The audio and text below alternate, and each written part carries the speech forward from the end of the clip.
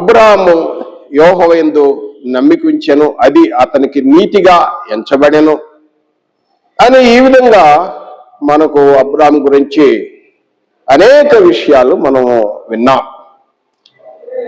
అయితే వాస్తవంగా మనం చూసినట్లయితే ఈ గ్రంథములో విశేషముగా 12వ అధ్యాయం, ఆదికాండం 12వ అధ్యాయంలో 1 నుండి 7 వచనములలో దేవుడైన యెహోవా అబ్రహామును ఎన్ని వాగ్దానాలు చేశాడు?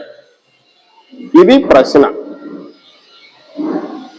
ఆదికాండము 12వ అధ్యాయమును 1 నుండి 7 వచనములలో అప్పటికి ఆయన పేరు అబ్రాము.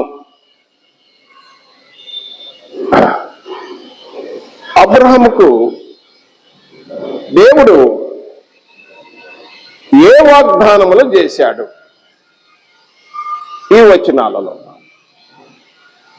మనం చూసినట్లయితే ఇక్కడ గమనించుదాం.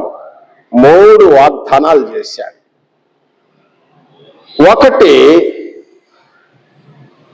భూమి మీద నీ జనాంగాన్ని, నీ జనమును గొప్పగా విస్తరింపజేసేదను. గొప్పగా మొదటి వాగ్దానం అయింది. తర్వాత రెండవదిగా చూసినట్టయితే అక్కడ 5, 6 వచనాలలో 7వ వచనములలో మనం చూసినట్లయితే అక్కడ వారు చేరిన ప్రాంతం అబ్రాముతో మరి తన భార్య, తన సహోదరు కుమారుడు లోతు, ఇంకా జనాంగం ఉన్నారు, సంపద ఉంది. వారందరూ ఆ కనాను ప్రాంతం వచ్చేసరికి కనానులో కనానీయులు నివాసం చేస్తున్నారు. మరలా రెండో వాగ్దానం అంటే ఈ కనాను దేశము నీకు ఇస్తాను అబ్రహాం అని, ఇది రెండో వాగ్దానం.